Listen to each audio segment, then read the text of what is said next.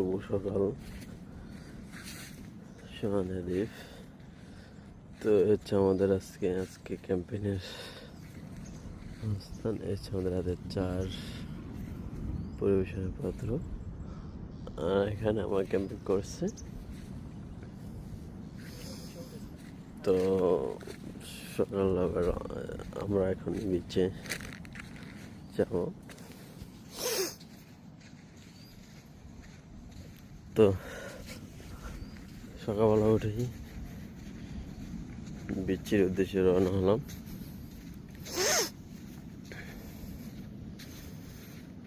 সকালবেলা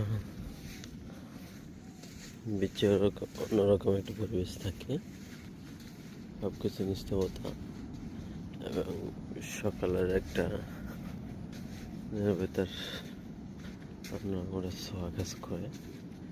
তো যাই হোক, সকালবেলা সমুদ্র থেকে পরে